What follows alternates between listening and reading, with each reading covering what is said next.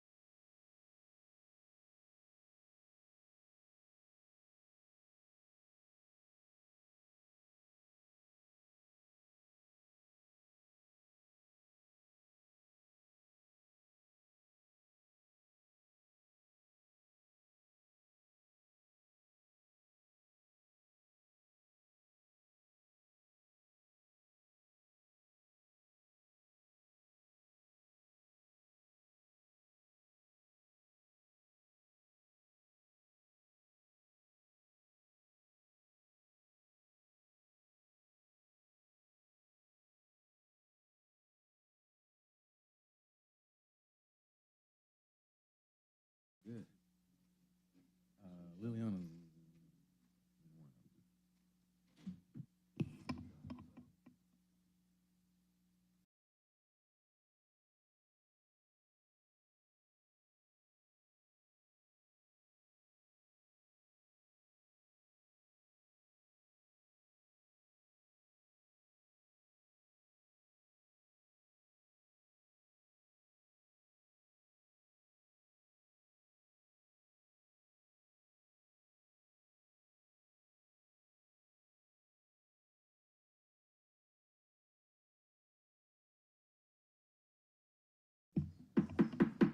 All right.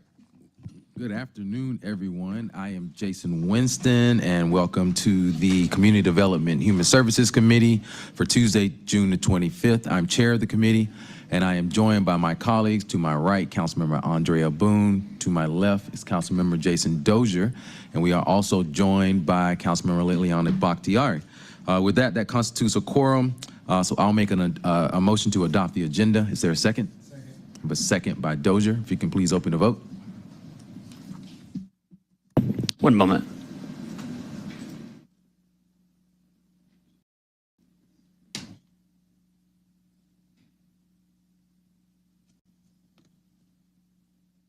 The vote is open.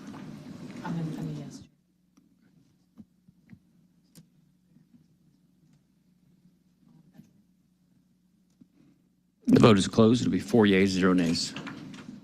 Thank you. Now make a motion to adopt approve the minutes. We have a second by Councilmember Bakhtiari, and we've been joined by Councilmember Mary Norwood. The vote is open. The vote is closed. 4 yeas, 0 nays. Thank you. We can now have public comment, but if you we do have one communication. If you don't mind, we'll take that one communications first, just so we can get the individual out of here, and then we'll come back to public comment. If you can sound number. Is Miss Felicia Lanier here today? Okay. Not seeing Miss Lanier, so we'll move on with public comment. So we'll come back. All right, so everyone that signed up for public comment, you will have 3 minutes. I will call you up to the podium. I'll do my best not to mispronounce your name. If I do, please correct me for the record. And so our first speaker is Andrea Myers Porter.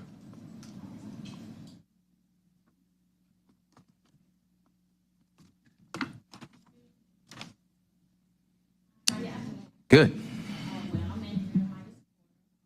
You can bring them. I'm Andrea Myers Porter. I'm a resident at GE Towers. Oh, hold on, wait till my heart start beating. Good. Okay. Yes, we just had a renovation at the apartment unit or whatever, and I had items that's missing. When they packed my things up, they took pictures of it. And everything, but when it came back, it wasn't the same way that they left with it. I'm also having problems with, I have an 18-year-old that just, I'm sorry, y'all. Wait till my heart stop beating fast. I have an 18-year-old that just turned 18 May the 8th, and I'm trying to get her off my lease so she can go to college because they need her to sign, for college dorm and stuff like that. And they've been giving me problems. I've been going up there for like 3 weeks now, every day. And every day is always something different. The lady's not in the office. They don't have the paper. They got to contact the general manager. The manager not there. They got a new manager. It's like I keep going back and forth with different problems, and I'm just trying to remove my daughter off my lease. She didn't have no income. She just turned 18. Now they want me to redo a certification over and all that. It's like I'm just trying to get her off my lease. She didn't have no income coming in. You know what I'm saying? So it's like I'm just going through a whole lot right now. And then they got my items missing. I mean, valuable things missing and everything. They done went through my boxes. I'm finding other people's stuff in my boxes. Look like they been rambling through everybody's boxes, and then I got other people things in my boxes and stuff like that. And pictures broken. So I'm just trying to see what I can do because I do have rental insurance. I told them, do I need to get my rental insurance involved? They told me no.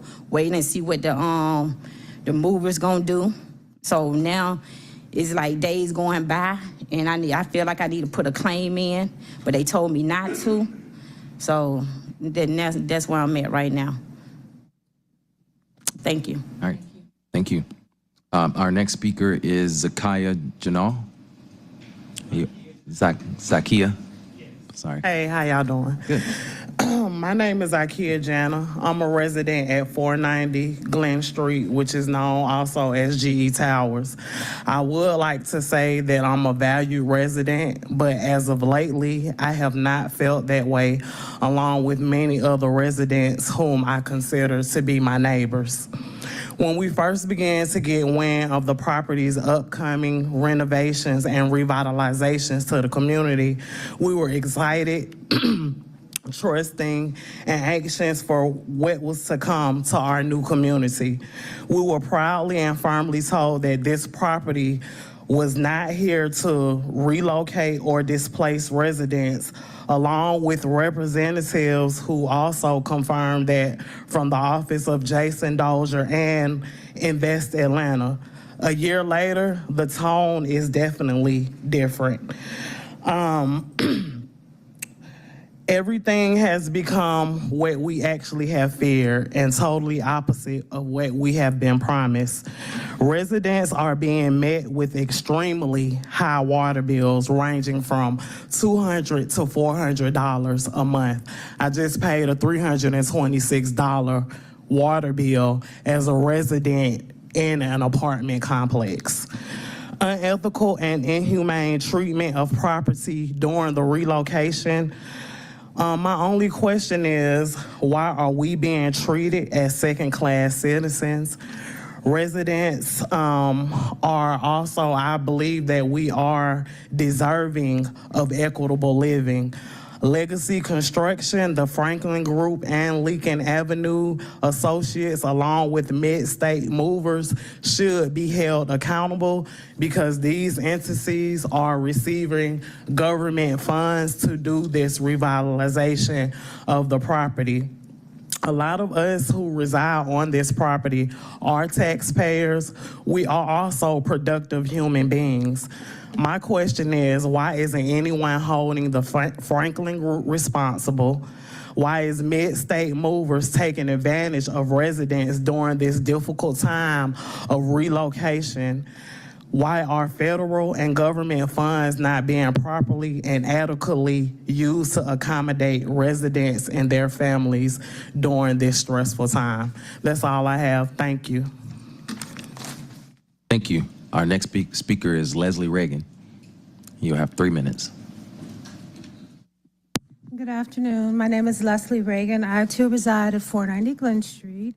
I am here today to speak on the issue of us being, as residents, overburdened and barraged with a lot of issues that lend to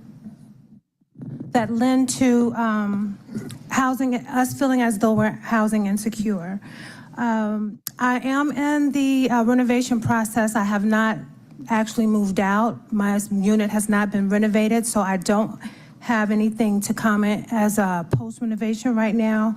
But as it stands, there's a lot of security issues. I have 2 videos, one of a trespasser who did not live on the property that was up on the roof, that accessed the roof through the hatch door, which is to this for 2 years now. It has been unlocked, not secured. I also have video of me approaching and talking to children who scaled up this same ladder that takes you to the roof.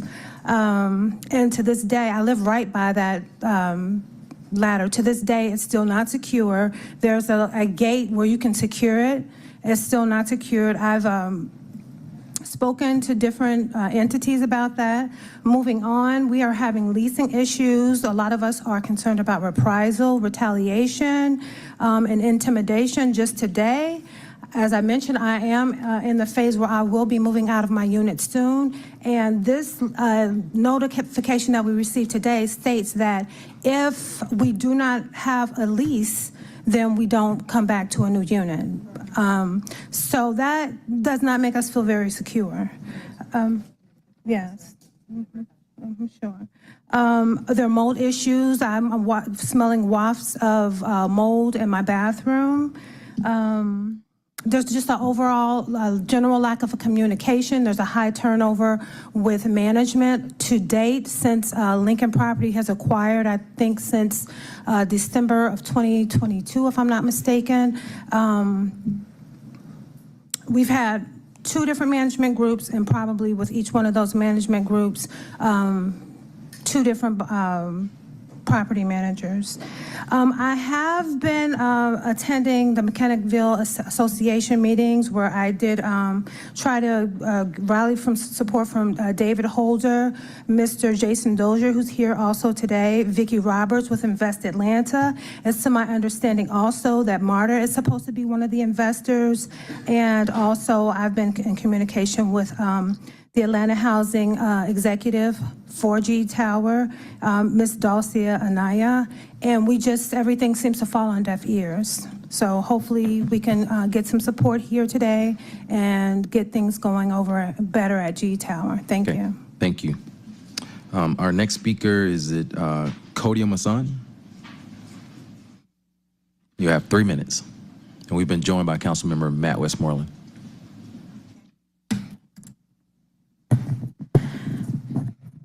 Hello? Okay. I'm just following up on pretty much everything that my fellow residents have said. I also stay at 490 Glen Street, GE Towers. I'm someone who has previously gone through the renovation process that has left many ends untied for me and my family. We're currently experiencing not having been able to launder our clothes for going on 4 months now due to the moving process. The movers deassembled the wash machine. They have procedures and forms to fill out regarding things that go missing, which were the pieces to my wash machine. I've communicated these things with Atlanta Housing members such as Dalcia Anaya as well. I've mentioned other things such as the lack of having a physical lease for going on, I believe this would be my third lease term without a physical lease. That makes it difficult for you as a tenant to be able to speak with confidence regarding some of the issues, because you have no paper trail, you have nothing to actually go by as, you know, concrete. You have nothing concrete. Like I said, that's going on 3 lease terms for me. We are facing increase in water bills. We have not received water bills outside of the control of the residents for upwards of 6 months. And now, for whatever reason, they're coming back, you know, full force. They need the retro pay. That's taxing for, you know, that's taxing for the residents.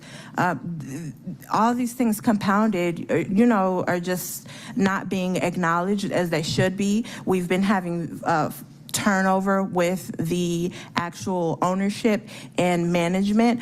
So it's hard to keep any type of rapport with anyone when no one's the same, when no one following up behind the previous person has any reference or, you know, knowledge of what you're referring to.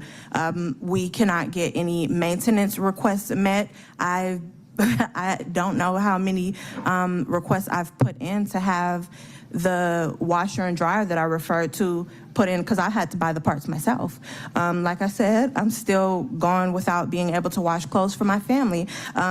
Everything that I have to say would exceed the 3 minutes, but just to, you know, keep it short, concise, I just wanted to put these additional points on top of everything else that my fellow residents have said. Thank you. Thank you. Our next speaker is Irma Dixon. You have 3 minutes. Hello. Hello, everyone. I live at 490 Glen Street. We've had so many problems. I've had mice in my apartment, and there are mice in the building. People, storage areas have been broken in. No one has said anything. I have a constant leak in my apartment. And then in doing the renovation, a lot of stuff that we were promised they did not do. And it's just awful. So I had to reach out to the Justice League in order to see it, because it's a lot of the residents, they are afraid to speak out. And we have to speak out because this stuff is going on and it's hurting so many people. We have handicapped people in the building. The elevator has been out for the last, 6 months or longer. The gates, we have no type of security. Anybody could come in. I had a homeless person sleeping under the stairs right outside of my apartment. We have beer balls, everything coming in. We just need help. We really do. And this seems like it's our only means. Thank you. Mr. Chair, what is the address of these the GE Tower? You said GE Towers? It's 490. Sorry. 490. You want to respond after? What is the address? 490 Glen. 490 Glen Street. Yep. And the building is nasty. We have nobody to clean up. No security, I must say that. Has our solicitor's office been contacted? Further. Yep, we're gonna wrap up. We'll wrap up public comment. Then I think Councilmember Dozier would like to say something. Next, we have Monica Johnson. You have 3 minutes. All right, so I'm Monica Johnson. I'm with Housing Justice League, and recently I've done a similar thing with a different complex, and it seems to be a pattern that the city is allowing low-income residents to just be abandoned. They have already spoken to the fact that $30 million of funding with the MARTA Invest Atlanta Revitalization Program has been given to GE Tower. And when you go there, the mismanagement is rampant and it's clear. And it really concerns me. I live about 5 minutes from the property. And, it's very hard to, see the idea of the city that's being projected, that we're ready for the World Cup. We're, a world-class city. People should come here. But when you talk to regular people who are trying to stay in the city, I see the same process playing out of them having to deal with indignity after indignity, being ignored, having the management, disrespect them, having the movers sexually harass their children, having, theft happening, being retaliatory evictions. One of the tenants can't be here because she has an eviction letter because of water and sewer charges that she didn't receive until they were all put on her at once, and now she has an eviction on her account. So she's at the hearing right now. So there's a bunch of, another tenant was supposed to be here, but she got like less than a week notice that she's getting relocated now because I guess they're afraid because we've been meeting. She's handicapped, she has a cane, 4 floors of stairs, no elevator. She, even if the elevator were working, when you come out of the building, the ground is craggy, so it's hazardous. And so there's, this is a income-controlled property, and so there is all sorts of government funding all through it, and it seems like our government is not interested in paying attention to who they're giving money to. The Franklin Johnston Group, and therefore Lincoln Avenue Capital, who has hired Franklin Johnston Group to be the management, is highly derelict in their duty, is harming these residents actively. And the idea of revitalization is not being extended to them. When we have these tenants here, there's a lot of tenants who are afraid. There's a lot of tenants who just feel like, they need to throw their hands up. And they're going to be displaced out to whatever county because there's no other affordable housing. And over and over again, I'm seeing the same thing. We came here a couple months ago with Forest Cove because the same thing has happened. It's a little further on, they were abandoned, and now they live in Lithonia, they live in Clayton County, they live in McDonough. So we're here in the city of Atlanta. We talk about being the city too busy to hate, et cetera, et cetera. There's a lot of money, a lot of hoo-ha about how the city's being improved and the average people are being left out. So I would like you guys to be proactive and act, and we shouldn't have to come on the back end after people have been harmed. Thank you. Our next speaker is Latresa Cheney. You have 3 minutes. Hello, council people, great day. I wanted to know if I could pass my comment along. I'm with Housing Justice Lead as well, and we have 2 spokespersons already, and I didn't want to take up time for a resident to speak. So we got several more people that have signed up for the same issue. I don't know if who you're trying to refer has already spoken, or are they signed up? I'll come to you, but we're gonna go. Do you want to pass your time up, Ms. Cheney? Yes. Okay. So I'm gonna go to Janelle Montgomery next, and then we'll let you. Oh, so you signed up? There you go.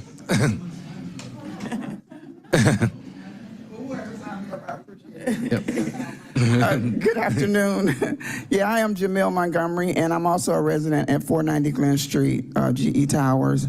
And I just want to reiterate what everybody has said so far, that actually what the problem is, we don't have adequate management at all. That's the crust of the problem. We keep going from management company to management company. They're not, asking the previous managers what's going on. They don't have the lease. They don't have, this is Atlanta Housing Authority. We should be working with a lease. I've lived at GE Tower for 10 years. For 7 years, we had no problems. I mean, we had problems, of course, apartment complexes, but we didn't have major problems like we have now. So it's really falls on the management hands. And like they're talking about the relocation was simply unprofessional. It was awful. Our furniture and boxes came back full of ants, full of rats. They were knocking on the leasing door yesterday because one woman said she killed 23 mice in her apartment last week, and that's ridiculous. And it's all coming from the it's coming from the movers, coming from wherever they had our furniture in their facility. It came back with rats and ants. So the moving was a problem, the lease is a problem, the elevator, somebody said 4 months. The elevator has been out for 2 years in the C building, and she talked about the lady that walks on the crutches. She walks up and down those steps for 2 years with the broken elevator, and that's ridiculous. So that's the crust of the problem, is the management. This is what we're all saying, and we need something done about it. Like I said, it's Atlanta Housing Authority. We should have a lease. We've been working without a lease for 2 years, and that's ridiculous. And now they're asking us to recertify. We shouldn't have to recertify. We already live there. So I don't know. It's just a lot of problems, but it is the management. Thank you. Thank you. Our next speaker is Frederica Rambo. If I'm reading it, yes. Sorry about that. Good afternoon. Good afternoon. My name is Dodonia Rambo. I have lived at GE Towers 13 plus years. Recently, when the renovation process took place, I was advised by Emory Hospital because of the mold and mildew that I had to be rushed to Emory one night for some, but the mold and mildew was an issue. I'm speaking for myself, but it was throughout the whole building. We had talked over and over and over to council members or whoever that came out to the office at different times. City Hall is very familiar with the Mechanicsville GE Towers from years back with its, history. But what I'm saying is at this time, in that situation, I had to move out. My family came and moved me out. They just could not take all of the abuse that we were faced with in this building with no overseers, no one coming in to do repairs. And even in, like I'm saying, in my mold situation, the particular whoever from Housing Authority, her bright idea was to send the maintenance man back in there with proverbially a cardboard from Family Dollar, and he laid that down in there and left and didn't come back. So my other main issue is the fraud and the crime that these lenders and these management people are getting away with. Now, I'm just being frank, in a dark world, behind the mask, we face strong armed robbery to our faces concerning our energy assistance checks. We don't get any services done once we put the work orders in.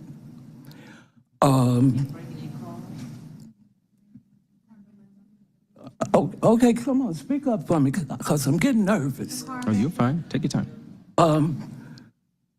One of the main things about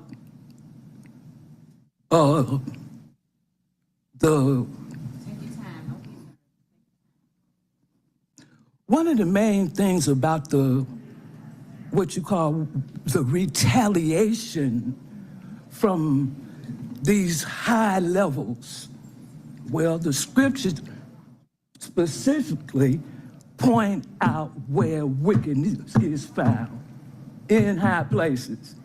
So we on the bottom of the totem pole, the lower level, Section 8, some of us are some very hard working individuals that care about our properties, our homes, our children, our grandchildren. Yes, there are the younger people or the more what you say, violent or savage type people that's busting our walls. And we appreciate it, Ms. Rambo. I will have to stop you there because time has expired, but I appreciate your comments. Thank you. Our next speaker is Matthew Nursey.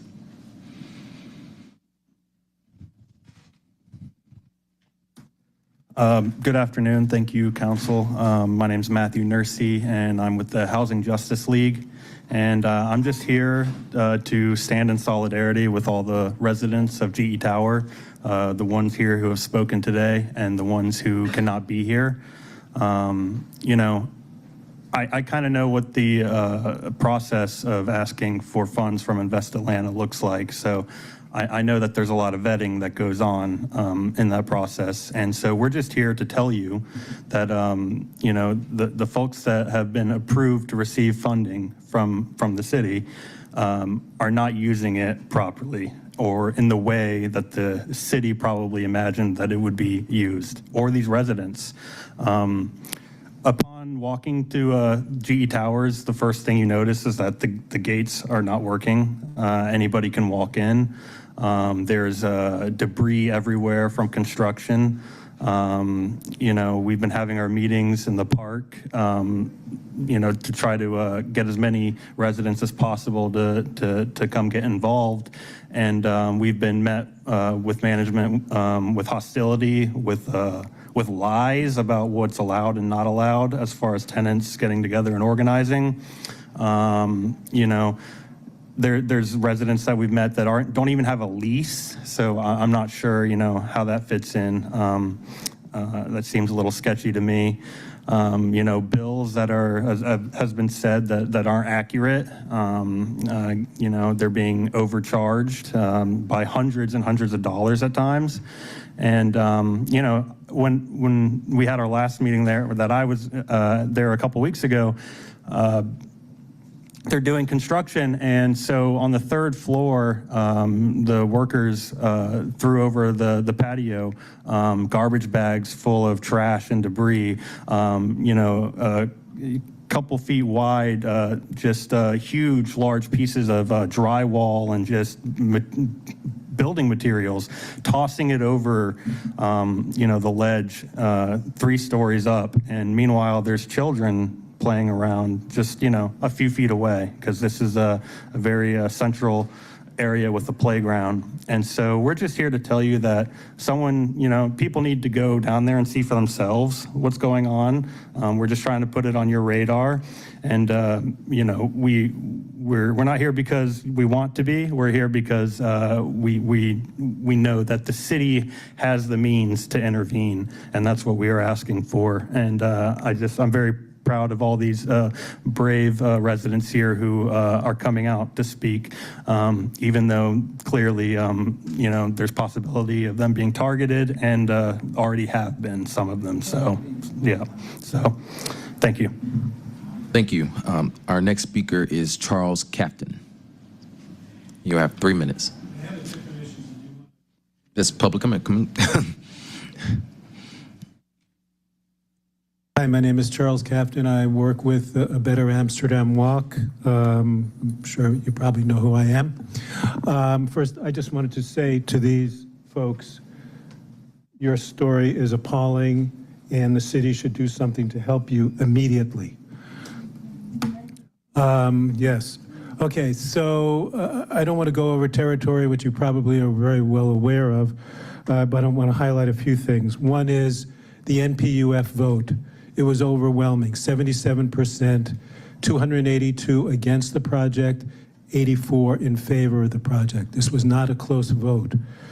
The ZRB vote, the Zoning Review Board, I think we were all many of us were pleasantly surprised that the Zoning Review Board saw through the smoke and mirrors of Portman Holdings and Mr. Halpern, and realized that this is the wrong project for Amsterdam Walk. There were 3 main reasons. It's too dense. Amsterdam Walk is small, 10 acres. It's landlocked. There's only one way in, one way out, all onto Monroe Drive. Too much parking, 1,435 parking spaces. That's massive. Right now in Amsterdam Walk, there are 300. That's like 5 times as many. It's impossible. It's not feasible. It will cause havoc and destruction on Monroe Drive. And more importantly, it will jeopardize the Monroe Drive complete streets, because it will put it over the threshold to make complete streets renovation feasible. You must demand a new traffic study. The traffic study justifying this project, which said that Monroe Drive could handle 4,000 extra cars, was conducted on one random Tuesday. That's it. no weekends, no festival days. Imagine a pharmaceutical company testing a drug on one person and then drawing conclusions that this drug was safe for everybody. The traffic study is fundamentally flawed. You must demand a new traffic study to find out exactly how much traffic will be generated and whether Monroe Drive can handle it. This is all about infrastructure.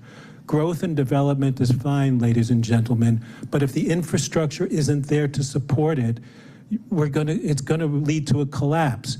I always like to say, if you keep blowing air into a balloon, eventually it pops. You cannot have uncontrolled growth and development, especially in a small place like Amsterdam Walk, if the infrastructure doesn't support it. There's no mass transit at Amsterdam Walk, unlike Murphy's Crossing, which is going to get a new infill station, and there are 0 parking spaces at Murphy Crossing. So we can do it better, we can do it smarter. Please do not support the application. Thank you. Thank you. And our last speaker is Stephanie Coffey. You'll have 3 minutes.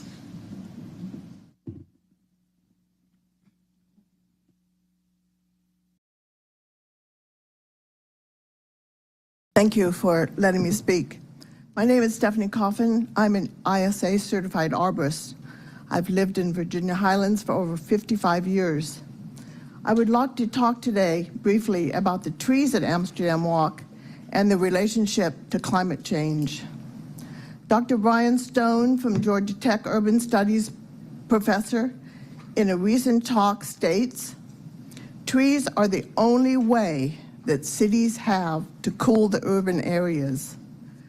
He has a term, it's called rapid adaptation. It outlines the ways that cities are already carrying out programs to change their cities by tree planting and other ways to increase the cooling in urban areas. For example, New York City has already planted 1 million trees in response to the urban threat of climate change. Amsterdam Walk is surrounded by mature trees on 3 sides. Huge, huge mature trees. They shade the area, they take in the pollution from Monroe Drive, they absorb the stormwater from the steep hill, and they provide shade, not only for this area, but for the whole city. The Portman project for Amsterdam Walk will first clear cut all the trees, although Mike Green of Portman says that he's going to save 28. They are edge trees, and he doesn't really talk about the mature trees at all, so we really don't know the number. And then dig an approximate 9-acre ditch in the middle of this residential neighborhood, and then rebuild with asphalt and concrete. He doesn't have very much room for trees to be put back in. This is a backward-looking project in many ways. It will destroy the existing trees that are now full function, helping to protect the area and the city from increasing heat that we have just begun to feel. If you would like to take a tour of this treed area, please get in touch with Better Amsterdam Walk, and I will take you for a tour. It takes about 30 minutes. You can see the trees. I'll talk to you also about trees, and you can see the site for yourself. I really recommend that folks see a site before you make a decision. Please note, vote no for this project. It's only going to get hotter and hotter and hotter. We need the trees, not the asphalt. Thank you. All right. Thank you to all of our speakers who signed up for public comment today. I know Councilmember Dozier would like to address the GE Tower situation, so I'll give him a moment to speak on that. Thank you, Mr. Chair, and just thank you to the residents of GE Tower for coming down here. I know how hard it is to take time out of your busy schedule to come down to City Hall. I know I've spoken to many of y'all over the years. Ms. Reagan, I know we've been in communication with issues y'all been dealing with. I know we had the pipe burst and the power outage on Christmas Eve a couple years ago, and we got some of your tenants temporarily housed in the hotels on Christmas Eve because of that.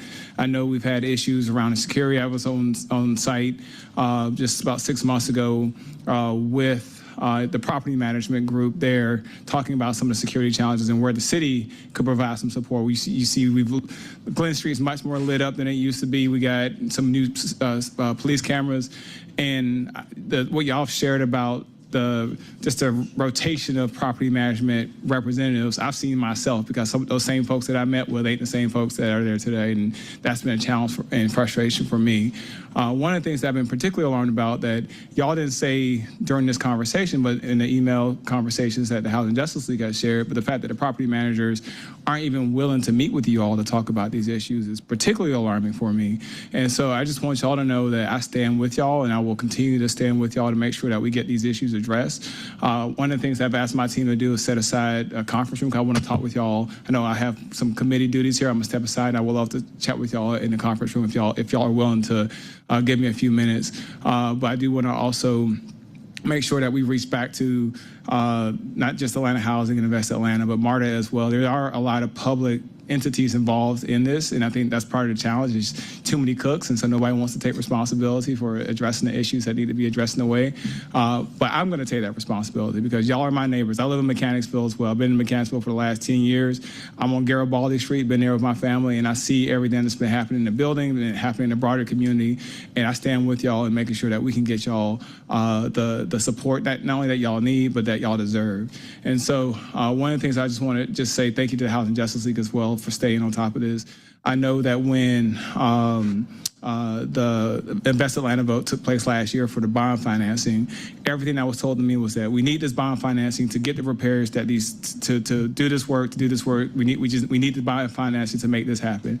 And a year later, it sounds like they have not upheld their end of the bargain. It was something that I shared my concerns with the Invest Atlanta team. I shared my concerns with the executive leadership from Lincoln that came all the way from New York to talk about how important this vote was to in Atlanta housing. So I've shared emails that y'all shared with me. I've shared correspondences that y'all shared with me. Somebody, I forgot who said this, but this ain't a new problem. This ain't a new issue. But we want to make sure we get this addressed in the way it needs to be. And so one of the things that I'm committed to do, and it's not only following up with those entities, I want to make sure the mayor's office gets involved as well, the Office of Constituent Services, our housing office as well. I just want to make sure that we go full court press to get y'all the support that y'all need. And so I'm going to step out. After we get fully done with public comment, I'll step out, and I will love to chat with y'all, make sure y'all have my personal information. Ms. Reagan, I know you have my information. Ms. Rambo, I know I knocked on your door a couple of times, so it was always good to see you. But I just want to make sure y'all keep this open line of communication. And while I appreciate Housing Justice League, I want to make sure y'all are going direct to me as well as y'all run into issues that aren't getting addressed. Because I stand with y'all shoulder to shoulder. And so more to follow. I'm gonna step out, but just thank y'all so much for coming here, sharing your story. And the best part is, because y'all came here to share your story, this is, I don't know if you see on the TV behind you, but this is all recorded. And I wanna make sure that these entities see and hear y'all's story the way that we are seeing, hearing, and receiving, because that tells such a powerful, it sends a powerful message on why this work is urgent. And so just wanna say for the public record that I stand with y'all, and I will continue to stand with y'all, not only as neighbors, as friends, and as constituents, but as citizens of the city of Atlanta. So I just want y'all to know that y'all have that commitment from me. Thank you, Councilmember Dozier. Councilmember Boone. Yes, you had something else to say? Okay. Yes, I have dealt with these type of negligent landlords even before I was elected, and we cannot continue to allow them to prey on our citizens. I have gone through Allen Hill Apartments. I personally, and with my community, took them to court. Judge Krause was so very gracious to hold those landlords accountable. We are now dealing with the Fairburn Gordon Apartments. With the help of the Solicitor's Office, Raines Carter, Ms. Erica Smith, and their entire team, we are now in the process of moving those individuals, great community leaders, out of the Fairburn Gordon apartment. So I will hopefully, Solicitor Carter and his team will be out tomorrow with inspectors so that we can hold negligent landlords accountable. They are receiving rent.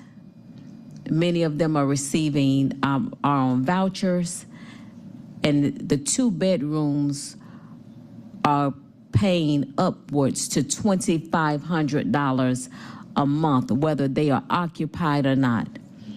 We must revisit the negligent landlord legislation and hold these individuals accountable. Many of them are consortiums and live out of the city, and we cannot find them, and we cannot continue to allow this to happen. We stand with you, and hopefully Solicitor Carter and the mayor's office can team up and get something done at 490 Glen Street. Thank you, Councilmember Boone. And I know we had some other speakers that were speaking to a legislative item, Amsterdam Walk. That item was held in zoning and will not be on our agenda today. So just wanted them to know that. All right.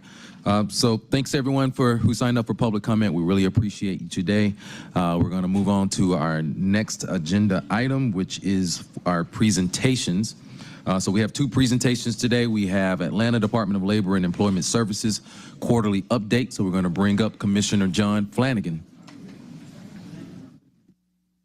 Thank you, Mr. Chair. Thank you, council members. Good to see you all. This is your quarterly update, and there we go. All right, so just wanted to give you, this is again, some of this you've already seen, but I just wanted to make sure that we are kind of keep you all aware of the progress of the department. We all know this is its first year, so we are kind of going to just show you the org chart and how it's grown a little bit. The department is pretty well filled out. We've got a couple more positions to hire for, but we're excited that we've got our team on board and we're providing great services every day. So if you look, that's kind of what the org chart looks like. It may change a little bit over the next year to two as we continue to bring on new programs and services through the Department of Labor and Employment Services. So one of the things that, in our weekly cabinet meetings with the mayor, one of the things that we talk about, we come in front of council in the mayor's office always and talk about just program updates and some of the good things we're doing. And typically we just kind of gloss over some of the challenges and threats that our departments face. And I wanted just to bring up two specific ones with council, just so it's on your radar as well. First and foremost, we have continued decreases in federal allocations for our WIOA federal program that continue to impact high-performing states like Georgia.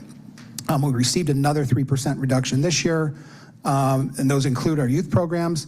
And if you tally that up over the last decade, we've had about a 40% reduction in funding overall under our federal programs, which is predominantly how our program is funded in conjunction with some general funds approved by council and the mayor, and then some philanthropy funds as well. The other thing we're facing as a challenge is there is new federal legislation that is currently going through Senate. It's passed through the House. It's called the Stronger Workforce for America Act. A couple of things to note. I just talked about how we have a reduction in funding every year. Well, this legislation, if passed in its current state, will allow states to hold back an additional 10% for what they call industry initiatives. So that's 10% less funding that we get to move towards job seekers and employers looking to fill talent gaps. There's also less flexibility, which will make it more difficult to provide some of those very important supportive services like child care and transportation assistance, tools, uniforms, and other work required items that we typically fund for some of our customers that are eligible. So adding that up with reduction in funding year over year now with some new legislation that is going to require even more to be held back and given a state, you can kind of see the issue. So how do we combat that issue? And one of the things that we did is really working on identifying philanthropy solutions for some of our services and enhance the mayor and council signature programs. On June 6th, we facilitated our first philanthropy roundtable with local, state, and national funders. And those in attendance were J.P. Morgan Chase Global Philanthropies, the Annie E. Casey Foundation, the Arthur M. Blank Family Foundation, and the United Way of Greater Atlanta. And really that discussion was based around how do we provide training and opportunities for our citizens and residents of Atlanta who are looking to enter the labor market in a high priority career or occupation, or those that are looking to upskill. The good news that came out of that is we've already received a commitment from the Annie E. Casey Foundation. So what you're looking at is about a $330,000 total award between direct funding to the city and some in-kind services that the foundation will provide for us around strategic planning and consultation. And we will help up to 80 individuals, 50 from the Summer Youth Employment Program, find permanent employment. And we'll also focus on City of Atlanta job openings for up to 30 additional Summer Youth Employment Program participants. And that will be paid training and on-the-job training and classroom training. And our industry focuses will be on healthcare and IT on the private side, and certainly we'll look through departments to see where some of their most hard-to-fill positions are, particularly in Parks and Rec and Public Works, and see how we can assist those departments find their talent needs. So the other side of what we do, we talked about workforce development. Now we'll talk about labor a little bit. So starting in July of 2024, the Department of Labor and Employment Services will facilitate a labor and education campaign in partnership with selected vendors. Topics will include items such as identifying wage theft, worker misclassification, and others. And these services will provide to both employers and employees. And our goal for this initial offering, and we'll have 2 this year, this coming year, will be to train up to 10 employers on the small business side and up to 125 employees in this initial program offering. The other thing that we're going to work on the labor side is working with our Department of Law on internal ethics and OIG training. And like I said, we will partner with HR and law, respectively, to provide internal training for City of Atlanta employees on topics that relate directly to the mayor's pillar of effective and ethical government. We will collaborate with HR and law to educate City of Atlanta employees on the topic of rights and responsibilities related to the City of Atlanta Office of Ethics and Office of Inspector General requests. Pardon me. We'll focus on proper protocols and communication and being responsive to requests, and we'll develop policy and procedure guidelines for all employees from the lens of communication and cooperation. So that's kind of a quick update of what we're doing on the labor side. From a workforce services side, we've had our annual monitoring by the Technical College System of Georgia, who is our state oversight. It was held on March 4th, and there were 0 findings, which was great. We hired out our additional dislocated worker and new staff to enhance overall program efficiency and continuous improvement of program outcomes. We were awarded an extension on our Quest grant. That is a $700,000 grant from the Technical College System of Georgia and the U.S. Department of Labor that will allow us to serve up to 50 homeless or background challenged customers. We've already served 50, and I believe we served over 60, so that's great. And we've added 15 new training providers to include but not limited to construction, CDL training, and IT programs that offer nationally recognized credentials for our customers so they help find gain entry into employment. So when you look at some of the new collaborations we've had on the workforce development side, Codex Academy, Accenture, Grow with Google, Grady Hospital, Bank of America, Big Brothers and Big Sisters of Metro Atlanta, these are all training and support programs for our customers. So far for our work-based learning and individual account training or scholarship or tuition, we've served almost 230 individuals, and we'll be about that number, maybe a little bit more by the year closeout, which is June 30th. So great things happening at the Department of Labor and Employment. Talk quickly about our Mayor's Summer Youth Employment Program 2024. Kids will be getting their first paycheck this week, so they're excited about that. But we've had a tremendous response this year. We had over 6,000 registrants this year. We've done our level best to place every one of them, whether it's through the Everybody Counts Everyone Counts initiative, working with private employers to place individuals, and then in our signature programs as well, in addition to departmental internships for the summer. We had over 600 attendees attend orientation for our signature programs, and in that orientation, we gave voter registration education as well as financial literacy.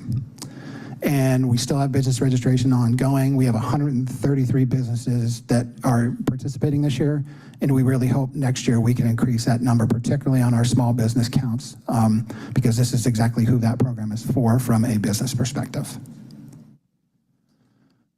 And then some of the folks we're working with on the apprenticeship side, we're working with Lockheed Martin, the Technical College System of Georgia, and we also have a FEMA hiring event on July 9th and July 10th.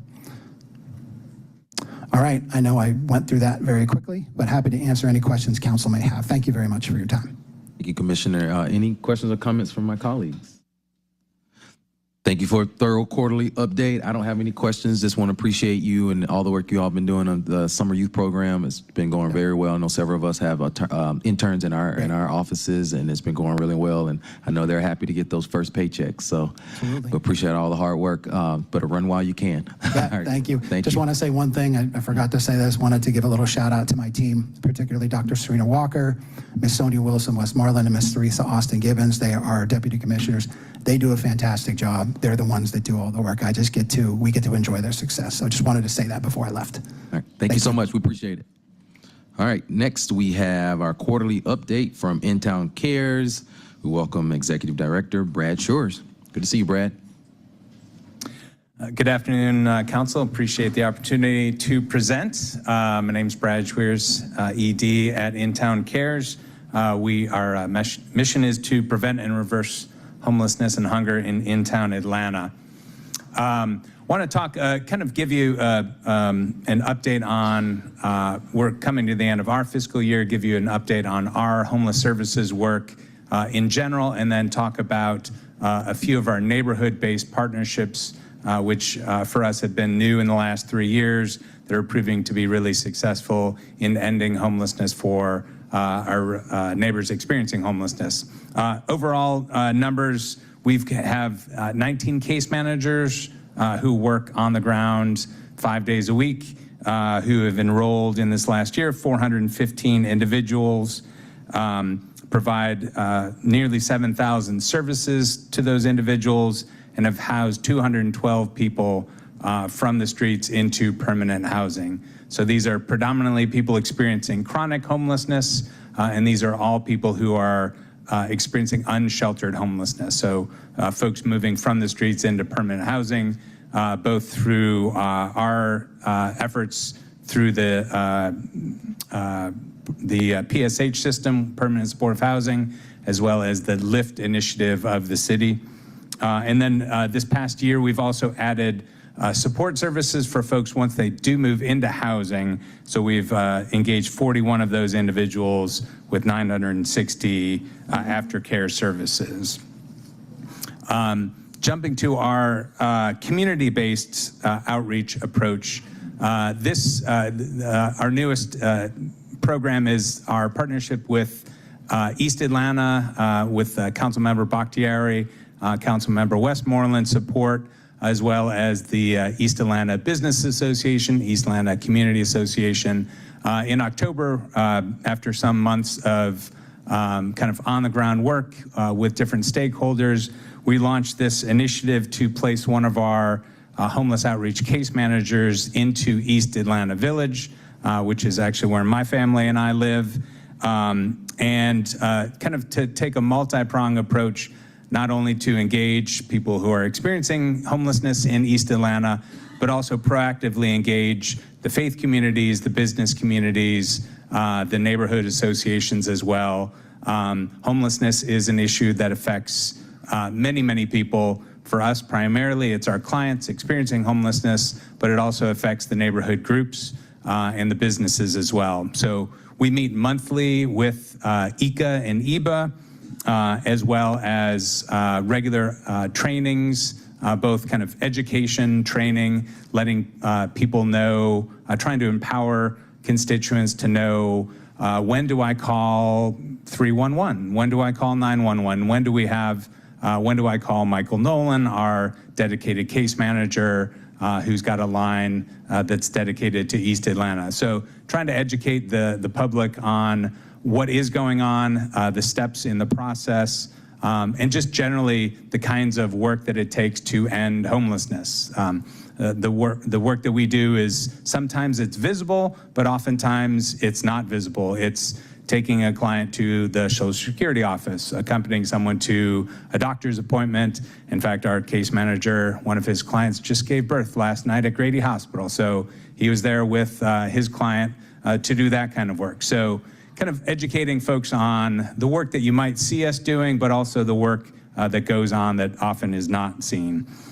So to date, since October 1st, our case manager has enrolled 50 people. That's kind of officially enrolled in the coordinated entry system in the city. provided 830 of the services and has permanently housed 2 folks. Additionally, he has 19 of those 50 folks are document ready, or doc ready, as we say in homeless services, which means they have all of the documentation for permanent housing. They qualify for permanent housing, but we don't, but they're basically waiting in line. We don't have enough of that housing. They've done their part. So if we had more housing, we would be able to house 19 more of those folks. But meanwhile, they are waiting for that housing. As kind of an extension of this work in East Atlanta, we've been working with Josh Humphreys in the mayor's office to extend this community-based approach to some other city council districts. So the next districts we've begun working in are District 6 and District 4. We have 2 case managers. One started in March. One of them started earlier this month. And they're basically taking the same approach, which is connecting with people experiencing homelessness, doing that long-term relationship building work that is crucial to ending homelessness, but also engaging the other stakeholders, the businesses, the community associations, schools, and other stakeholders.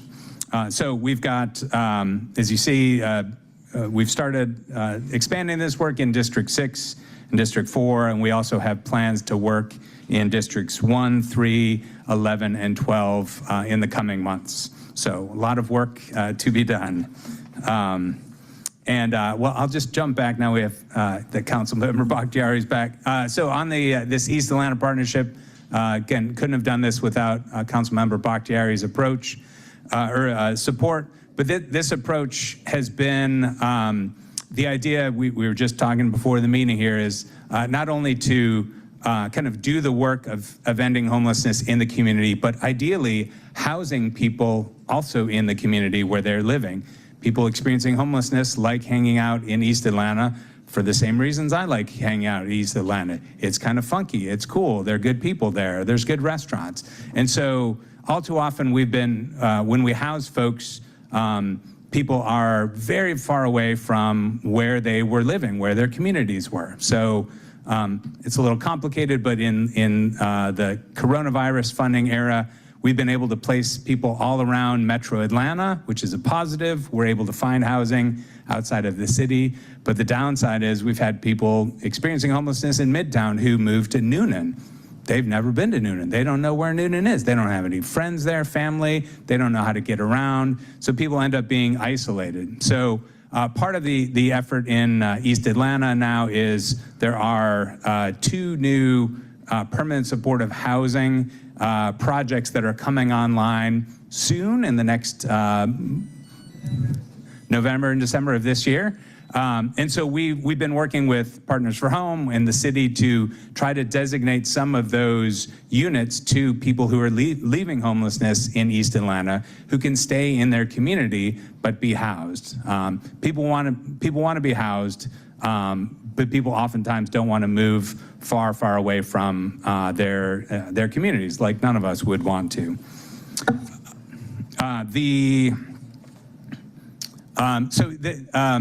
I'd mentioned expanding to different council districts, but this work really is a continuation of this community-based approach that we've been working on for the last several years. We've had partnerships with the Trans Housing Coalition, with Central Outreach and Advocacy Center just down the street here, and Church of the Common Ground.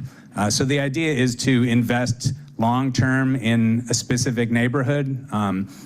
Ending chronic homelessness in particular is it's the long game, it's a long-term approach. It's building relationships with people for whom the system has not worked. If the system had worked for folks, our team would never meet them. So we take a long-term approach, which means sometimes it takes 6 months before someone is even gonna say hi to us.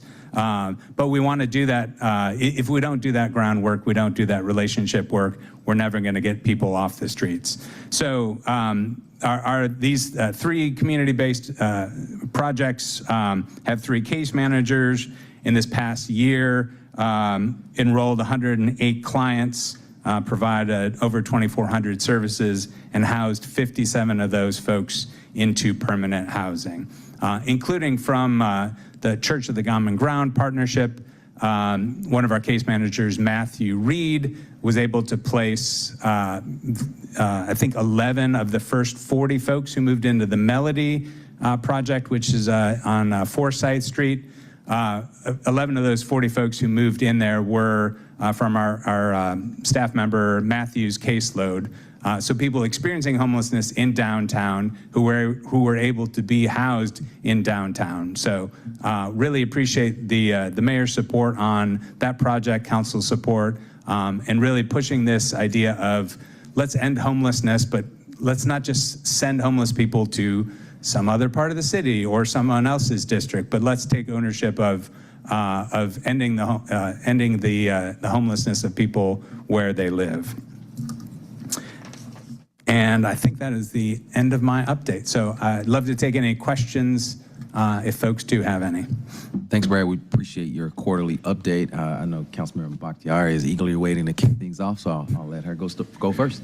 Thank you. I just want to give a really big thanks to Brad and the in-town team, Princess Futrell, Michael Nolan, and they've just been extraordinary. To let my colleagues know, we started this neighborhood by neighborhood case manager program. I kicked it off in East Atlanta because East Atlanta was on a tipping point. The pandemic, the film, the boycott with the film, the world, because of what was happening there. We didn't have, things drastically changed after that. We have small businesses down there, but our homelessness really had sped up, and there were a lot of drug dealers that had really settled in and really started targeting our unsheltered neighbors as customers, having them do their bidding, having them taking advantage of the fact that they didn't have community or that they were suffering from mental health issues or trauma. And we have, since we kicked off this program in October, we have, I believe Michael has over 30 cases and I want to say 19 people currently in the housing queue. Yeah. And we're fighting really hard. We have two, you heard Brad say, two permanent supportive housing projects coming online, one in November, which was the Atlanta Motel. It was the worst drug and sex trafficking location in the entire district. If there was a crime, that's the first place we went. APD would first go there, and that's being repurposed into a beautiful permanent supportive housing development. And then 111 Moreland in Reynoldstown will be another one. And our residents in East Atlanta are going to get first pick of those because they're going to get to live in the neighborhoods that they are located in. And that's a big part of this, right? Because I met with, homeless community has leaders just like we do. And I met with those folks and they said, when you take us out of our community, it is a form of violence. And I truly believe that through this program and what Atlanta is doing with this administration, that we could set the pace for what ending homelessness compassionately and sustainably long-term looks like. We need to up our pay for our case managers. We need to do more of these neighborhood by neighborhood folks, because a lot of folks are like, well, that person didn't accept help and we should, lock them up. If you've been on the street for a long time, services are very difficult to navigate. Our state specifically preempts a municipal ID, which other states have, which means you immediately get an ID that's accepted into a housing queue. We don't have that. And it's specifically preempted by our state. So you're immediately waiting at least 6 months before you get your ID. At least. Some it's much longer. After you get your birth certificate and then you get your social security card. Yes. And so the reason I'm going into this is because, one, as Brad knows, I feel very passionately about it, and I want to scale this up into my entire district. But the reason this is so special is because it's the same person on the street day after day, building those relationships with people who have been burned by the system over and over and over again, and therefore do not trust the help, would rather stay in the communities where they know how to survive. And this program, Michael has gotten through some of our toughest cases, people that did not trust anyone, that were hostile, that he now has on medication, that he has in the housing queue. This program has shown, and we have somebody tracking all the data, so we're going to share that as soon as we have it. But this program, I believe, will not only save lives, it could scaled up end homelessness altogether in the city, make it short and almost non-reoccurring in the city of Atlanta. So I want to thank y'all for kicking off what has been this has been the highlight of my career on council so far, is this and working with y'all. So I just want to say thank you. Yeah, thank you. Yeah, and I would certainly appreciate the council members' support, and I would encourage all the council members to say, where can we get supportive housing in my district, rather than having someone else's district bear the brunt. Spread it out equitably, and I'm going to be fighting for many reiterations of the melody in my district, because my district is highly amenitized, and like you say, we should not be segregating poverty or homelessness. They need to be incorporated into our community. So excited to keep building on this. Amen. Thank you. Any other questions or comments from my colleagues? Just wanted to expound. I know Councilmember Bakhtiari has been leading the charge in her district. You've now expanded to District 6 and 4, and then you kind of talked about community-based kind of outreach at this point. Is that in certain areas of the city geographically, or is it more of organizations that have the greatest need? Yeah, so we've been, the kind of bigger picture is we've been working with the mayor's office, with Partners for Home, that's the coordinating agency for the Atlanta Continuum of Care, to kind of make sure we're not duplicating services, but are also meeting some of the needs that are not the kind of hot spots. That's part of how East Atlanta came, is the city, I think, very rightly identified the real hot spots of homelessness. You get a heat map, you want to put the most resources into the highest concentrations of homelessness. That's the right approach. But then there were these kind of medium areas that kind of there were not enough resources in those areas. So we've been kind of working, starting with East Atlanta, starting with District 6 in Buford Highway, Virginia Highland, Morningside, of these kind of medium areas where there are people experiencing homelessness, but haven't been a part of the kind of citywide approach.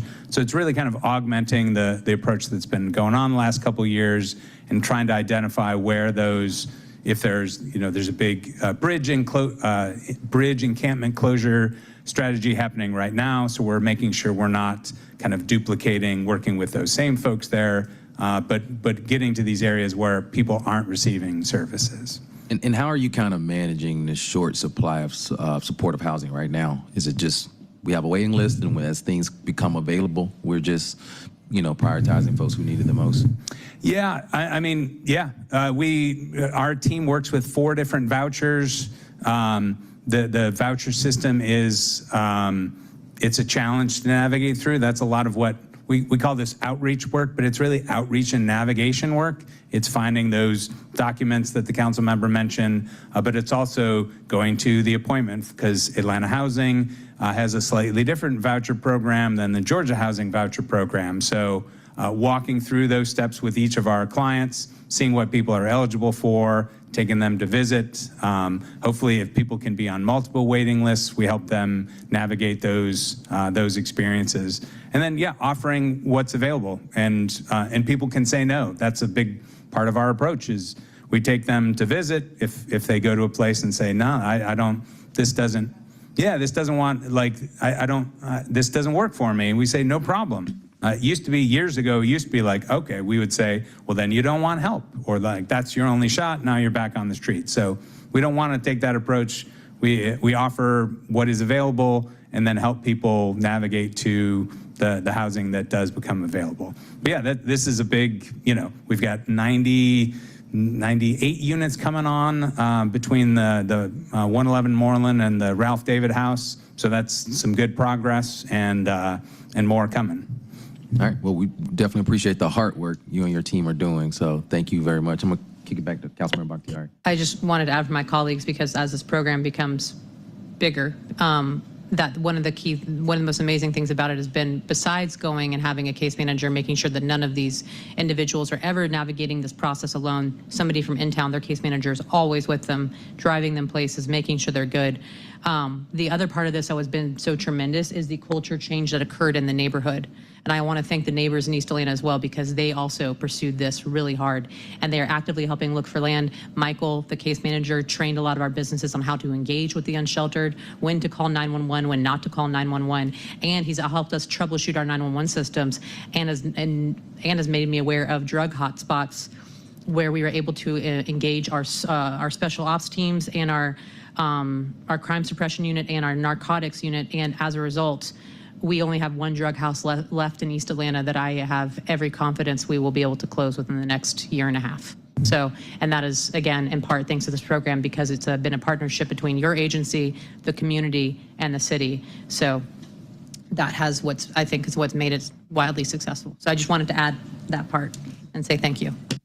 Thank you. Any other? Question, Brad, I'm so sorry. Any other? Sure. Comments or questions from my colleagues? Seeing none, thank you, Brad, for a quarterly update. All right. Thank you. Appreciate it. Thank you. That takes us to our next agenda item, G, which is communications. Let me ask, has Miss Felicia Lanier joined us?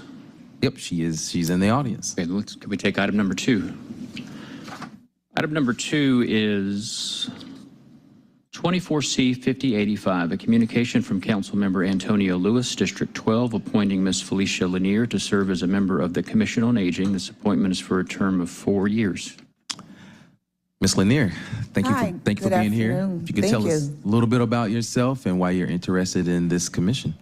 Well, I'm currently serve as a service coordinator at Trinity Towers. I think maybe 3 of you guys have been there. I know Mary and Matt has been there, and I think Andrea has been there with Ms. Jamila Jones. So my role as a resident service coordinator is it's a senior community. It's HUD subsidized community for our seniors. My role there is very broad. Even though it's a senior community, we're dealing with different challenges, but my overall role is pretty much like a social worker. I do case management, follow up. I'm very knowledgeable on state and federal programs, and I think I can be a great addition to this committee. Not only can I do the work, but I also can execute it. So I am able to write referrals or address needs right there on the spot. Thank you. Move approval. Got a motion to approve by Councilmember Boone, second by Bakhtiari. Mr. Evans, can you please open the vote? The vote is open. Thank you.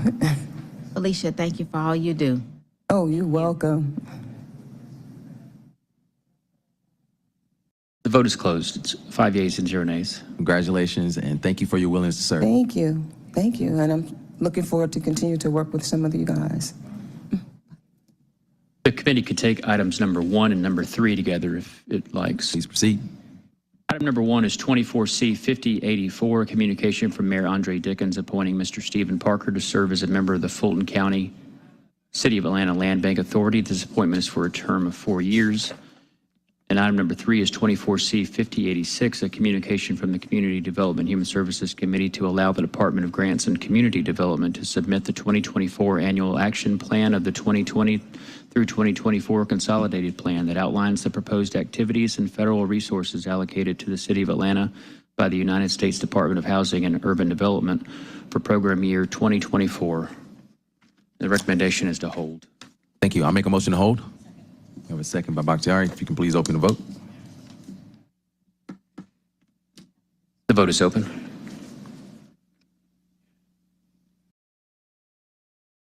The vote is closed. 5 yeas and 0 nays. The next part of the agenda is first readings. Item number 4 is 24O1359, an ordinance by Community Development Human Services Committee authorizing the Chief Financial Officer or his designee on behalf of the Department of City Planning to amend fiscal year 2025 general fund budget by transferring an amount not to exceed $970,785.60 from the committed fund balance to the fiscal year 2025 general fund and for other purposes. Item number 5, 24O1360, an ordinance by Community Development and Human Services Committee amending the FY 2025 intergovernmental grant fund budget by adding to anticipations and appropriations at an amount not to exceed $600,000.00 for the purposes of increasing the budget amount authorized by the U.S. Department of Housing and Urban Development on behalf of the Department of Grants and Community Development, and to authorize the mayor or his designee to enter into a housing assistance payment contract with 8 Vinera LLC for the City of Atlanta's Section 8 Moderate Rehabilitation Program for the purpose of providing rental subsidies to low-income families and for other purposes. The next section is ordinances for second reading. Item number 6 is 24O1328, an ordinance by Community Development and Human Services Committee authorizing the mayor or his designee on behalf of the City of Atlanta to execute license agreements with certain selected kiosk operators for the operation of a City of Atlanta owned kiosk located in the city's right-of-way for a period of 2 years, with one option to renew for 1 additional year at the discretion of the city, with the select kiosk operators to pay rent to the city in the amount of $250.00 per kiosk per month to authorize all generated revenue to be deposited into the account listed herein, to waive the requirements of the Procurement and Real Estate Code, Chapter 2, Article 10 of the City of Atlanta Code of Ordinances to the extent of any conflict with this ordinance and for other purposes. Members, you'll find an amendment in your packet that attaches Exhibit A. Motion to amend, been properly seconded. If you can please open the vote. The vote is open.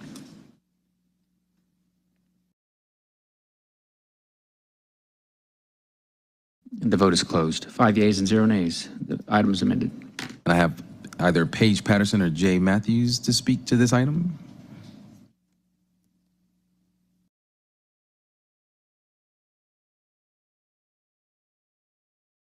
Good afternoon. Council, my name is Paige Patterson. I'm the Micro Enterprise Project Manager for the Office of Housing and Community Development within the City Planning Department. The city owns and leases outdoor semi-permanent kiosks, which allow qualified vendors to operate their business in the public right-of-way.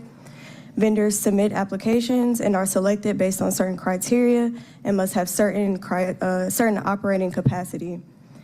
The kiosk program has been in operation for several years now in accordance with Ordinance 20-1697 and 22-1503, granting the City of Atlanta permission to enter into license agreements with the selected vendors. These kiosks are in compliance with the Atlanta Code Section 1-102C14. This program is funded by license agreements with vendors who enter into a license agreement with the city at a monthly rate of $250. This process is managed by the City Planning Department, Office of Housing and Community Development, and the term is, for the license agreement, is 2 years with 1 year renewal option. All right. And it looks like it's just the 8 locations that are listed on our legislation, correct? That's correct. Okay. Any questions or comments from my colleagues? I'll make a motion to approve. I have a second by Councilman Bakhtiari. If you could please open the vote. The vote is open.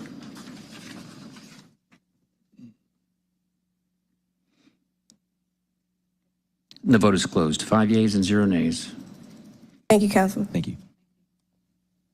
Item number 7, 24-013-39, an ordinance by Councilmember Amir Faroqi to amend the 2021 Comprehensive Development Plan to incorporate by reference said plan and for other purposes.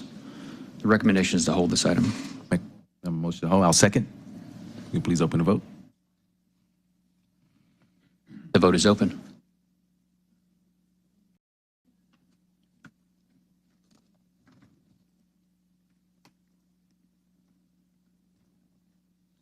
And the vote is closed. It's 5 yeas, 0 nays. Item number 8, 24-013-45, an ordinance by Councilmember Jason H. Winston authorizing the mayor or his designee on behalf of the Department of Parks and Recreation to accept a reimbursement grant from the USDA Forest Service Urban and Community Forestry Program in an amount not to exceed $5 million and 0 cents for City in a Forest Protecting Atlanta's Legacy, a grant supporting the creation of the City of Atlanta's first comprehensive urban forest master plan and related activities in accordance with Section 2-910 of the Atlanta City Code of Ordinances, authorizing the Chief Financial Officer to amend the fiscal year 2024 intergovernmental grant fund budget to anticipate and appropriate as shown herein, authorizing the mayor or his designee to enter into agreements for the acceptance and implementation of the grant with the USDA Forest Service and for other purposes. Thank you. Looks like this was being double teamed. Yes. Hi, good afternoon. My name is Taryn Heidel. I'm the Senior Arborist for the Department of Parks and Recreation. Hi, and I'm Kathy Evans, and I coordinate the Tree Conservation Commission in the Department of City Planning. And our departments will be co-coordinating this grant should you authorize us to receive it. So the proposed ordinance would authorize the mayor to accept a 5-year, $5 million reimbursement grant on behalf of DPR. DPR and DCP collaborated to apply for this funding made available through the Inflation Reduction Act, which was the largest climate investment in history. With funding from the Inflation Reduction Act, the U.S. Forest Service is making a historic $1 billion investment in urban and community forestry across the nation, with 100% of the benefits of the funded proposals flowing to economically disadvantaged areas. In Atlanta, these communities make up nearly half of our city, 49.6%, as measured by the Climate and Economic Justice Screening Tool. The human health benefits of trees and green spaces are widely documented and linked to stress reduction, recovery from mental fatigue, and improvements in physical health. Access to green space improves not just quality of life, but longevity. In fact, a 2023 longitudinal peer-reviewed study found that long-term exposure to green space near your home can increase life expectancy by 2.5 years. Atlanta's urban forest is exceptional in both quantity and quality, with approximately 46.5% of tree canopy coverage, significant biodiversity, and patches of old growth forest and trees. However, natural areas in the tree canopy are under threat from invasive plant pressures, erosion, deferred maintenance, and unprecedented development, as evidenced by an average loss of approximately half an acre of tree canopy per day. We applaud the City Council for adopting the resolution to reverse this loss by achieving and maintaining 50% canopy coverage. In Atlanta, long known as the City in a Forest, the IRA grant funding will support our project, City in a Forest Protecting Atlanta's Legacy, which will include urban forest assessments, urban forest improvements, community engagement activities, and the creation of the city's first comprehensive urban forest master plan. This plan will establish a strategy and standards for systematic, equitable, and effective management of Atlanta's urban forest. Extensive assessments and public engagement activities supported by the grant are designed to gain input for the master plan and to connect the community to nature. Community engagement will include public meetings, a public survey, and in-depth community interviews led by community ambassadors from each NPU who will be compensated for their time. We intend to expand the work of the grant using the Tree Trust Fund to complete these assessments in the non-disadvantaged areas of the city to make sure that we have a complete view of the entire city. The master plan will incorporate the results of the assessments and public engagement to address goals such as improving maintenance of public trees by moving from reactive to proactive system with the city's first ever comprehensive street tree inventory, identifying tree planting locations, mapping and characterizing the city's public natural areas and prioritizing maintenance needs, improving public access and enjoyment of the city's public natural areas by mapping trails and installing signage, and recommending strategies that help us preserve canopy, enhance biodiversity, improve the quality of new plantings, and promote cost-effective management of the urban forest. Projects covered by the grant include risk reduction, maintenance identified by the street tree inventory, ecological restoration of 120 forested acres in South Bend Park and Swan Nature Preserve, installation of missing signage in public natural areas, hosting events in natural areas, and distributing microgrants for community-led urban forestry-related projects. DPR and DCP will collaborate with other city departments, external partners, and community members to complete the project over the next 5 years. We're really, really excited about this grant. It's been a year coming, but these efforts are critical for ensuring that we protect and enhance the city's identity as a city in a forest and retain our magnificent forest resources for future generations. All right, thank you. I'll open up questions from my colleagues. Councilmember Bakhtiari. Really excited about this. Just want to make sure, first and foremost, you will get the funds for everything you listed, and it cannot be picked at by anyone else, correct? Okay. We can safeguard this. I just wanted, it's really exciting.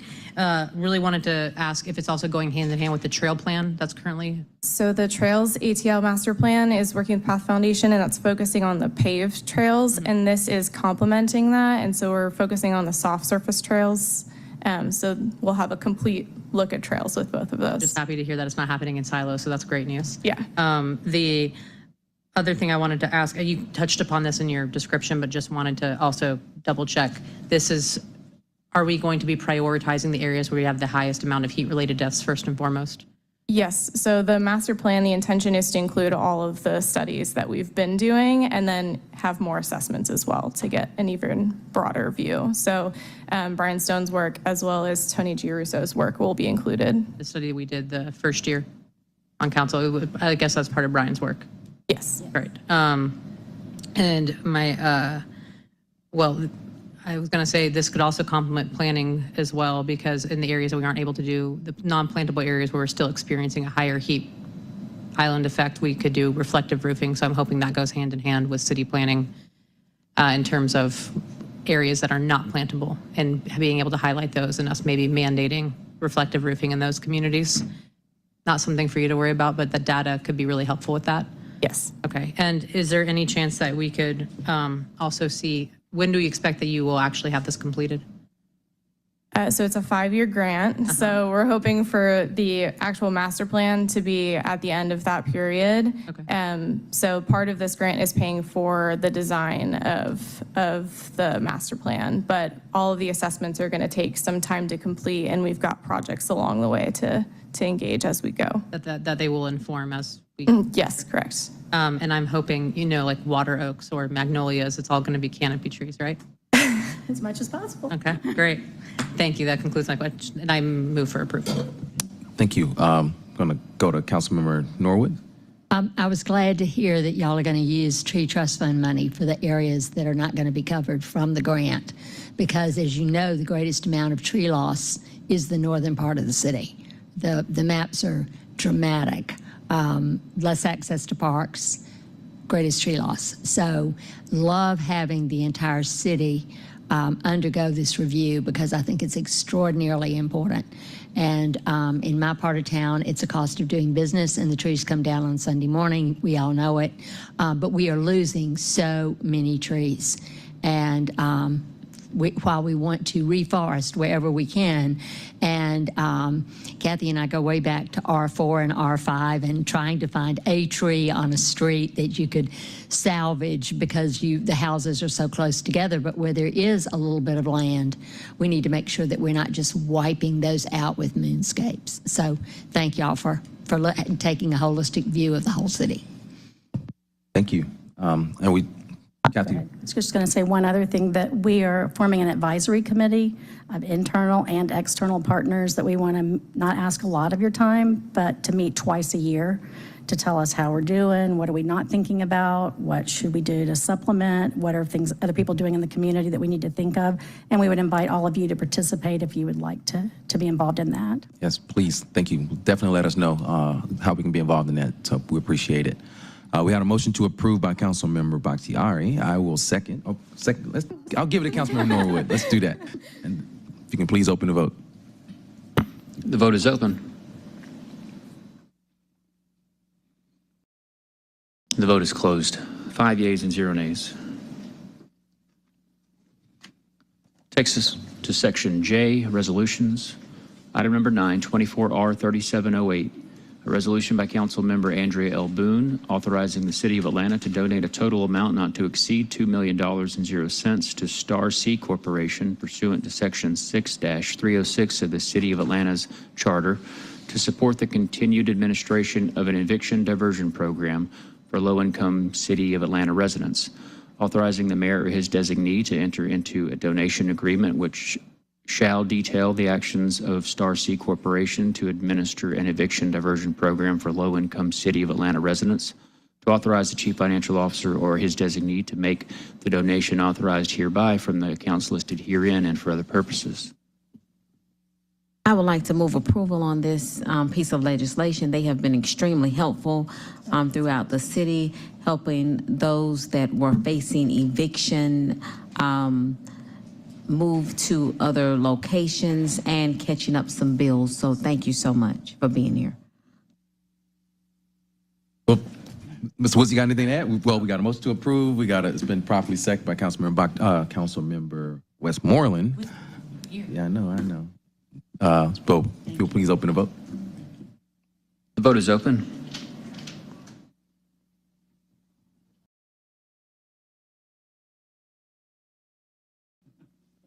The vote is closed. 5 yeas, 0 nays.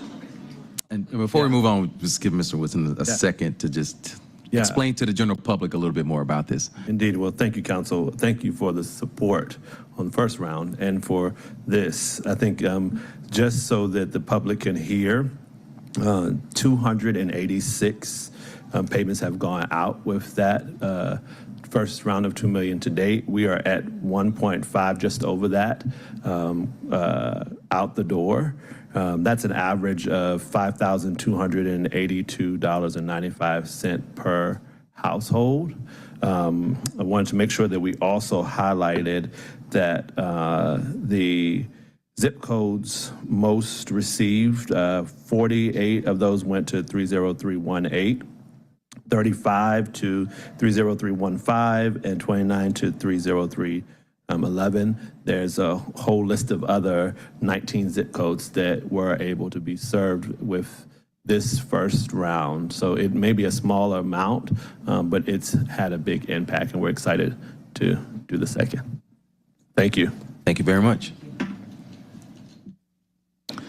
Item number 10 is 24R3712, a resolution by Councilmember Alex Wan to accept the Piedmont Heights Master Plan for consideration and potential incorporation into the Comprehensive Development Plan and for other purposes. I'll make a motion to approve. We have a second. Can you please open the vote? Vote is open.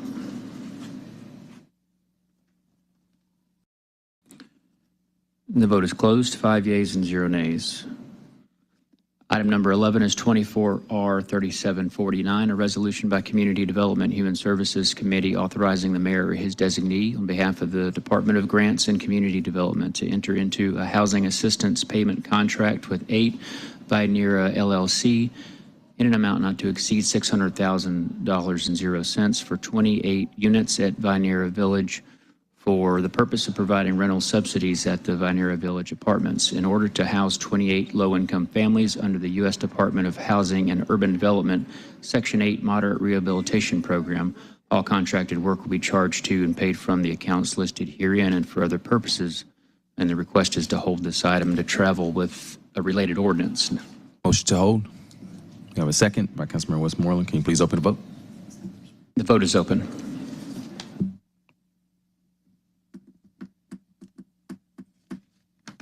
The vote is closed. 5 yeas, 0 nays. Item 12 is 24R3750, a resolution by Community Development and Human Services authorizing the mayor or his designee on behalf of the Department of City Planning to enter into Amendment Number 3 for the contract agreement listed here, zoning ordinance rewrite with Tunnel Spangler Walsh and Associates to expand the scope of work to include additional comprehensive planning services, to increase the contract funding by an amount not to exceed $495,000 and for other purposes.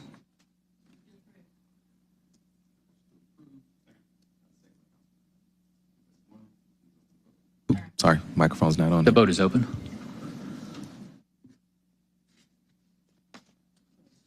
The vote is closed. It's 5 yeas and 0 nays. Takes us to Section K, papers held in committee. The committee could take item number 25, 28, 29, 30, and 41 as a block if it likes. If no objections, colleagues, all of these have had their hearings and the companion zoning piece, so they are ready to move forward. So if you'll please proceed by sounding these as a block. Item number 25, 23, 16, 18, an ordinance by Councilmember Liliana Bakhtiari to amend the land use element of the 2021 City of Atlanta Comprehensive Development Plan so as to designate property at 1230 Beachview Drive Southeast and 1234 Beachview Drive, Atlanta, Georgia 30316 to the single-family residential land use designation and for other purposes. Item number 28, 24-1071, CDP 2401, an ordinance by Community Development Human Services Committee to amend the land use element of the 2021 Atlanta Comprehensive Development Plan so as to redesignate property located at 1425, 1433, 1439, 1447, 1451, 1461, and 1465 Piedmont Avenue Northeast, and 240, 244, 250, and 268 Westminster Drive Northeast from the medium-density residential 0 to 16 units per acre land use designation to the private open space land use designation and for other purposes. Item number 29, 24-1073, CDP 2403, an ordinance by Community Development Human Services Committee to amend the land use element of the 2021 Atlanta Comprehensive Development Plan so as to redesignate property located at 885 North Eugenia Place Northwest from the low-density residential at 0 to 8 units per acre land use designation to the medium-density residential land use designation and for other purposes. Item number 30, 24-1074, CDP 2404, an ordinance by Community Development Human Services Committee to amend the land use element of the 2021 Atlanta Comprehensive Development Plan so as to redesignate certain properties within the Thomasville Heights neighborhood from various land use designations to various land use designations to implement certain recommendations of the Thomasville Heights Neighborhood Plan and for other purposes.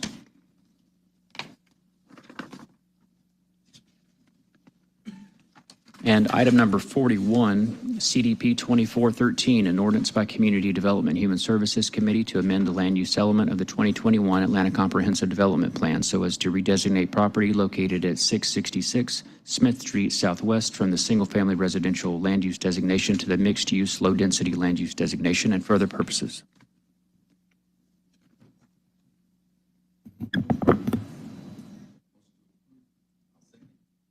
You'll please open the vote. The vote is open. And the vote is closed. It's 6 yeas and 0 nays. There are 3 walk-in legislation items for the committee today. The committee could take the 3 of these together.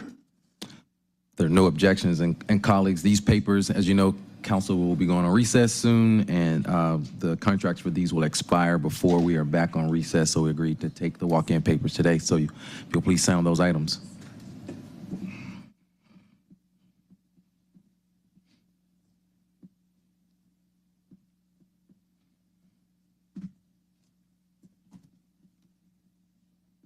The first has Elms ID 35637, a resolution by Community Development Human Services Committee, a resolution authorizing the mayor or his designee to execute amendment number 1 to agreements listed here, Centers for Hope After School Programming Services with 3G Publishing in an amount not to exceed $50,000.00. Centers for Hope After School Programming Services with Atlanta Music Project in an amount not to exceed $50,000.00.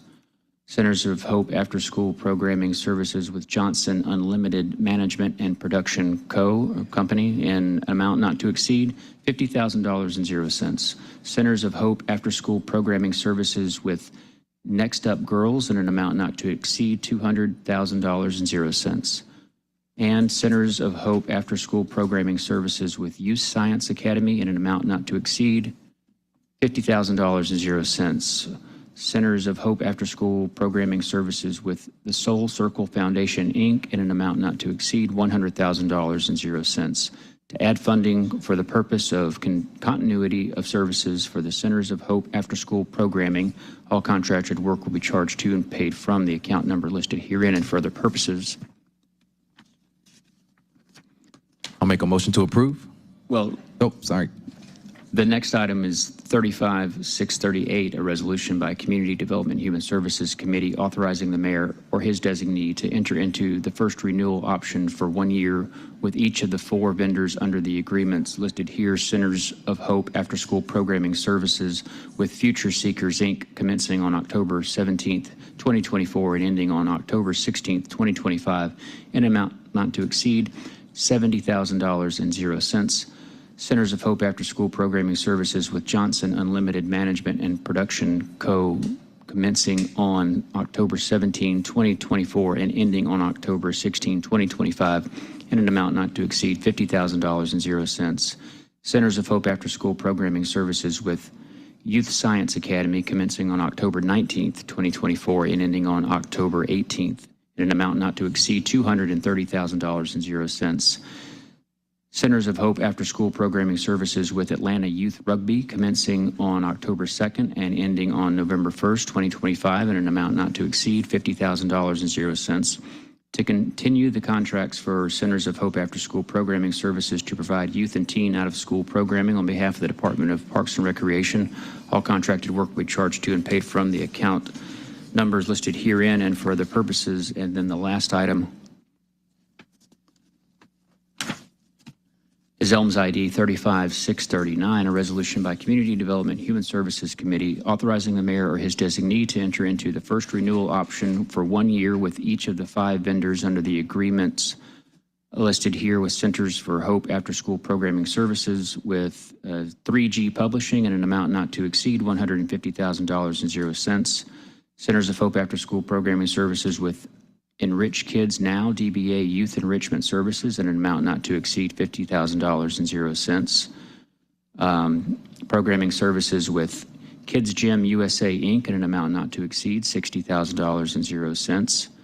Programming services with Atlanta Music Project at an amount not to exceed $150,000.00, and services with the Soul Circle Foundation, Inc. at an amount not to exceed $200,000.00 to continue the contracts for the Centers of Hope after-school programming services to provide youth, teen, out-of-school programming on behalf of the Department of Parks and Recreation for 1 year commencing on September 1st, 2024 and ending on August 31st, 2025. All contracted work will be charged to and paid from the accounts listed herein and for other purposes. Deputy Commissioner Boss, if you could tell us what we're hearing. Well, thank you so much, Jared, for reading all those in. Doug Voss, Department of Parks and Recreation. First of all, I just want to really appreciate you, Mr. Chairman, the administration, law department, and all the council members for letting us walk these in. These contracts are actually all still current, but by the time the school year, as you mentioned, will start, we'll be already into the next council meeting.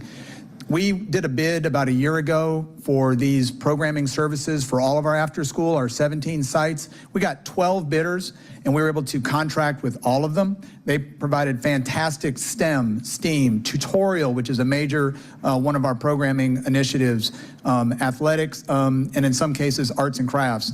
And so these vendors have performed very, very well for us. We have almost pre-COVID numbers again back in our after school program.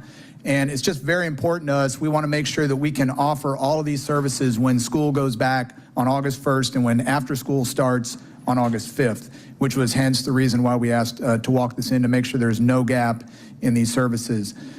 We actually opened registration yesterday for all of our after school programs, also our senior programs. We're at 18 after school program sites. We're at 14 teen sites, and we're at 16 senior sites, which is a record for us. And that's coming off of probably one of our best years for Camp Best Friends. We have 2,500 kids in Camp Best Friends as we speak. So all that to say is thank you. I'm happy to answer any questions about this. We're super excited about these programs and looking forward to the after school year. Thank you. We'll give the floor to Councilmember Boone. Thank you, Deputy Commissioner Boss. I would definitely like to see something at the Collier Heights Recreation Center.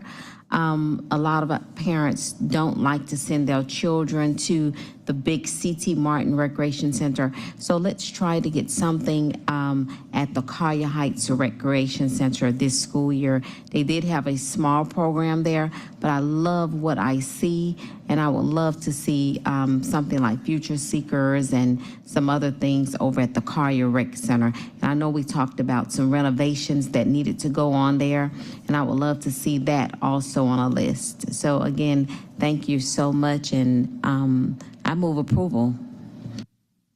We've got a second by Councilmember Dozier. If you could please open the vote. The vote is open.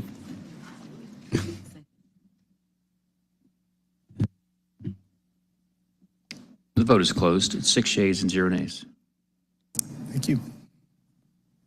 That concludes the agenda. Thank you. That's it for the legislative items today. Any parting words from my colleagues? Seeing none.